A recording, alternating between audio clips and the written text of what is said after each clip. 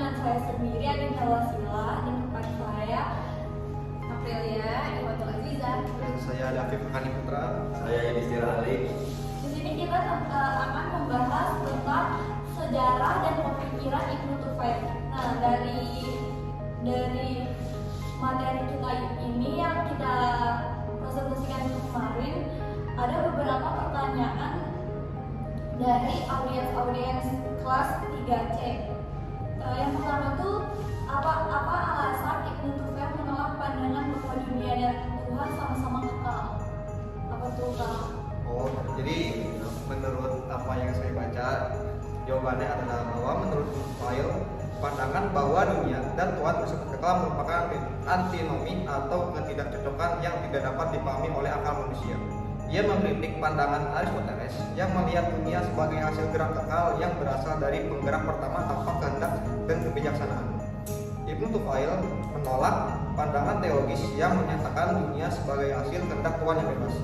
Jadi dalam pandangannya ini, Ibnu Tufail menyatakan bahwa dunia bukanlah entitas terpisah dari Tuhan, melainkan merupakan penjelmaan dari esensi Tuhan dan bayangan cahayanya yang tak berawal dan tak berakhir. Dunia dianggap sebagai manifestasi dari sifat-sifat Tuhan yang mutlak dan sempurna. Ia meyakini bahwa manusia dapat mencapai kesadaran dan hakikat Tuhan dan dunia melalui proses pembersihan jiwa dan penyucian hati. Oke, makasih ya Kak David atas jawabannya yang tadi yang sangat jelas. Nah, selanjutnya itu ada pertanyaan kedua yang akan dijawab oleh saya. Pertanyaannya yaitu, apa dampak pemikiran Ibnu Tufail dalam pengembangan ilmu filsafat di dunia Islam? Pemikirannya itu Ibnu Tufail yang termanifestasikan oleh Haid Yazan mencerminkan perpaduan antara empirisme dan rasionalisme. Haid adalah tokoh utama dalam novel tersebut, mengembangkan pengetahuannya melalui pemikiran rasional.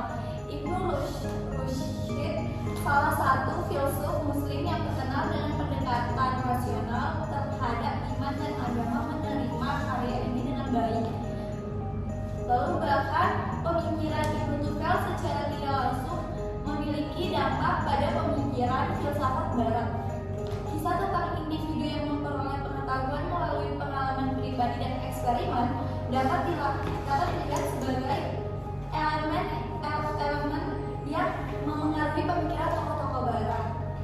Nah, dilanjut dengan pertanyaan selanjutnya, yaitu apa yang dimaksud dengan manusia mencapai kesempurnaan dengan meniru tindakan hewan, benda, angkasa, dan Tuhan? Meniru tindakan yang seperti apa? Siapa yang jawab? Oh, April. Jadi meniru tindakan hewan itu seperti merujuk pada pengelola dasar naluri dan kecenderungan alamiah yang dimiliki manusia. Dengan memahami tindakan hewan, manusia dapat lebih memahami dirinya sendiri dan memahami bagaimana menjalani kehidupan dengan harmoni sesuai dengan fitrahnya. Kemudian meniru benda angkasa. Nah, ini tuh merujuk pada ketertiban alam semesta dan hukum-hukum alam. Dengan memahami pola-pola yang ada di langit dan alam semesta, manusia dapat mencari harmoni dan ketertiban dalam kehidupan mereka. Dan kemudian meniru Tuhan, ini merujuk pada pencarian nilai-nilai moral, kebijaksanaan, dan keadilan yang merupakan sifat-sifat Tuhan. Dengan meniru sifat-sifat Tuhan, manusia dapat mencapai kesempurnaan moral dan rohaniah. Baik. Lalu selanjutnya nih pertanyaan yang terakhir, pertanyaan dari dosen pengampunya sendiri, yaitu pertanyaannya, pemikiran siapa yang mempengaruhi Ibnu Tufail menulis Haid Yazan? Baik, saya akan menjawab ya Wasilah. Ya.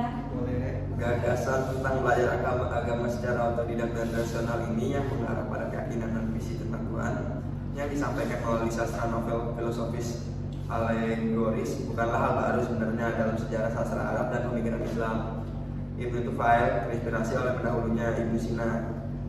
Ibnu Sina ini menuliskan sebuah trilogi yang berjudul Haid Yazan, Risalah Altair, dan Risalah Salman wa Absal. Ini adalah teks pertama dari trilogi Ibnu Sina yang menginspirasi Ibnu Tufail untuk menulis novel dengan judul yang sama. Begitu Wasilah. Oke, makasih Kak Ali. Oke, karena setiap pertanyaan sudah dijawab oleh teman kita, saya rasa vlog ini ini cukup sampai di sini. Sekian, makasih. Assalamualaikum warahmatullahi